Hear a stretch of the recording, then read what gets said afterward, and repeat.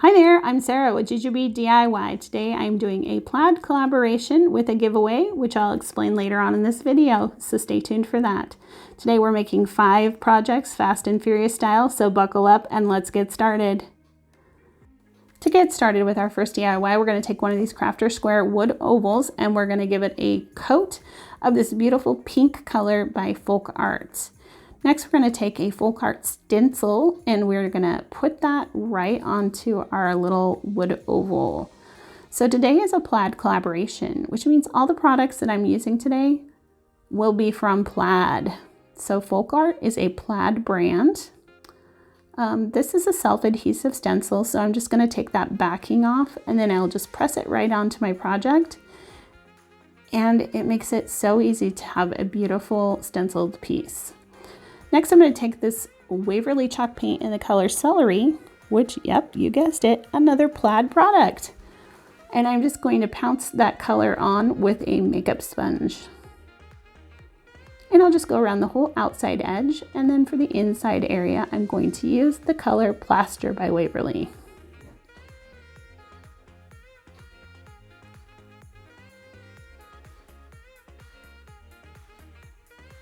So today is a giveaway. In a few minutes, I will explain how you can win that giveaway. I am so happy to be participating with so many of my wonderful YouTube friends who are also Plaid ambassadors. So here's the reveal on the stencil. Look how crisp and clean that is. It is just pure greatness. I love how this turned out, and it will be perfect in my shabby chic bathroom. For our next DIY, we're going to take one of these bamboo cutting boards from the Dollar Tree and another stencil set by Folk Arts. The stencil set is just beautiful. It has so many pretty flowers in it. I just love this set. But I chose this one here for my cutting board because it fit perfectly. And I'm just going to adhere that down. It's another self-adhering stencil. And I'll just press that with my fingers. Using a makeup sponge, I'm just going to dab that color on with the color Ink by Waverly. And I'll just dab that on, giving it a few coats of paint. So I don't know what is going on with my phone, guys. I record with my phone and sometimes it just stops recording and I don't realize it. So it had done that. I lost the last part of this project and the first part of the next project. But what I did was I just stenciled this on and then I let it dry and I put a layer of the Dishwasher Safe Mod Podge over the top of this because I kind of thought I would use it in my kitchen as like a trivet or, you know, to put like a tray of food on it. You would never want to put food directly onto this, but that way if anything gets on it, you can just wipe it clean and you won't ruin your paint. So because I wanted to make this a tray, I am just painting 4 wood beads with the ink as well. And I will adhere those to the bottom corners of this little bamboo cutting board. So another tip for you though, is to make sure that your paint is super, super dry before you add that Mod Podge. I did not let mine dry well enough and it did streak. However, I'm kind of not mad about it. It almost looks like it was like wood burned, and you'll see in the final pictures here in a minute what it looks like. But if you don't want that look, definitely give it, you know, a good maybe even 12 hours to dry really well before you add that Mod Podge. But I had just used my heat tool. I was being very impatient. So here's a look at how it turned out. I think this is beautiful and I am so excited to have this in my kitchen. So for the next project, we're going to take one of these Dollar Tree signs. These are like the 3D signs. And I'm just going to pop off the back. And to do that, I just used a putty knife and then got it right in between and popped those staples out. And once I did that, the sides and the front kind of all came apart very easily. So nothing was adhered super well. But like I said, I lost the footage of this part of my regular project. So I am going to use some scrapbook paper what I did is I just put the scrapbook paper down and then my word down and traced it. Then I cut it out. So here we are caught up. I'm just going to add Mod Podge to the wood frame part. And I'll just put that all over. And then this is my scrapbook paper that I cut out. And I'm just going to use this cool brayer by Mod Podge. This thing is really great to get air bubbles out. And then that little roller is, you know, it's like silicone. So you can wash it right off. If you get Mod Podge on it, you can use it right over the top of Mod Podge to, you know, get your project down really good if you need to. So it is a really handy little tool. And when I took the backing off, I ruined it. So I'm just cutting out a new backing, and I'm using medium weight chipboard for this. If you don't have medium weight chipboard, you could use a cardboard box or cereal boxes. Like if you do cereal boxes, so I would put a couple layers together. But I'm just tracing it out, and then I'll just cut this out with my box knife. Also, you could use like a Dollar Tree sign, just cut it down with a box knife, and that would work too for your backing.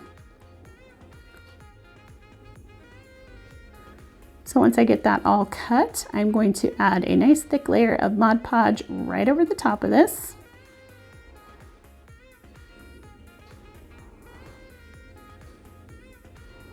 And I am just going to put the paper down.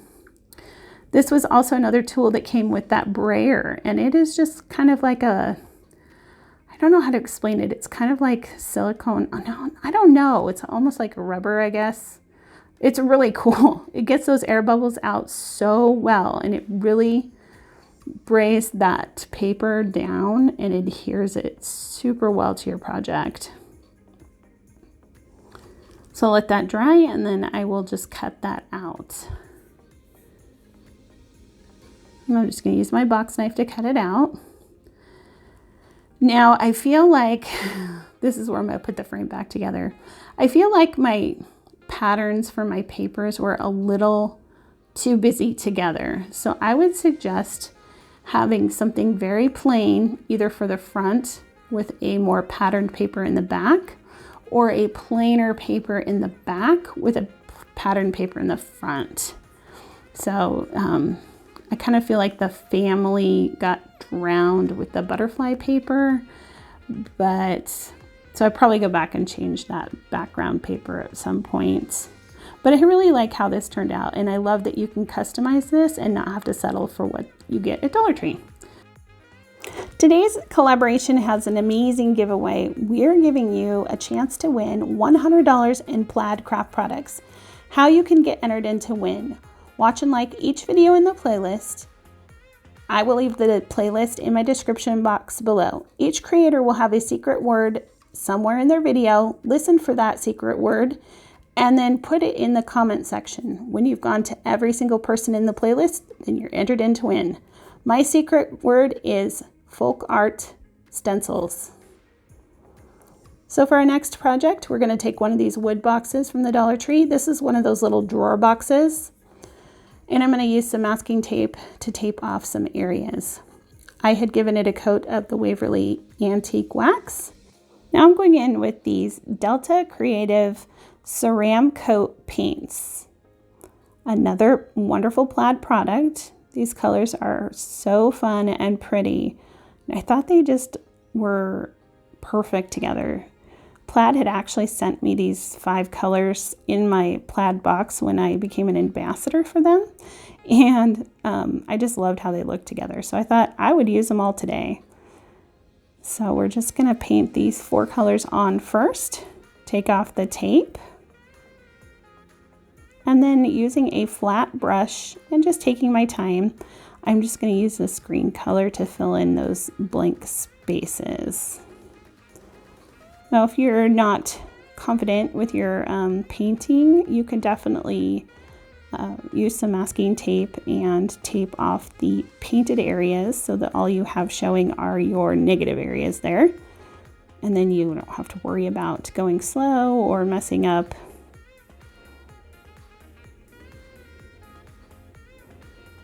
But I gave each of these areas of paint 2 coats.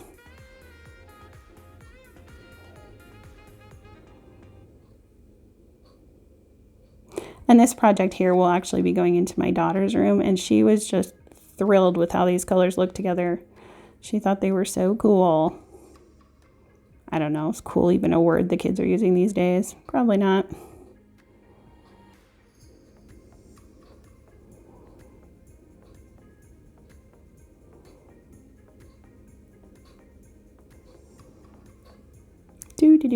Sorry, this is taking forever.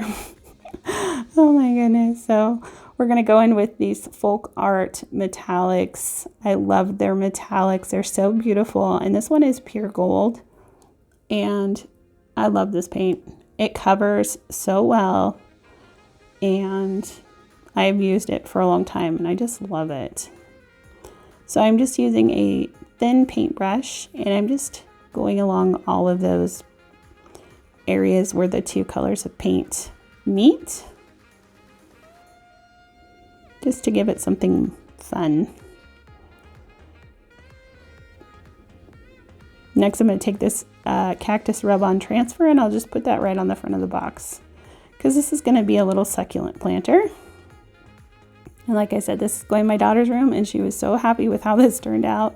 And I think it turned out pretty cute too.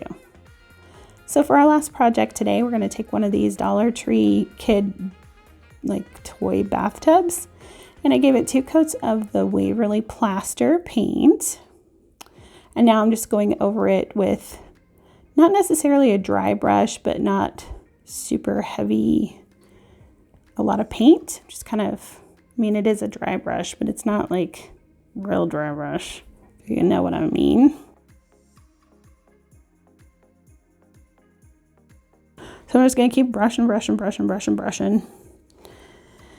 And then I will go over the top of it with some of the plaster.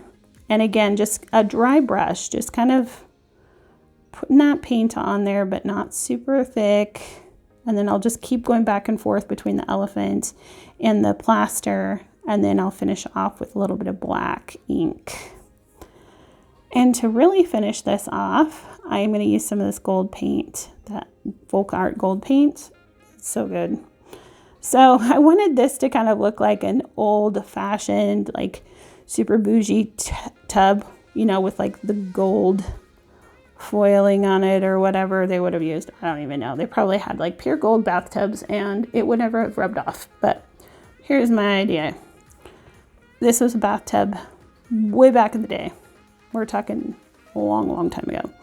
And it had gold around the bathtub. Like it was, you know, plated in gold maybe. It was a we're going to call it a porcelain tub, and it was plated in gold. And over time that gold has worn off.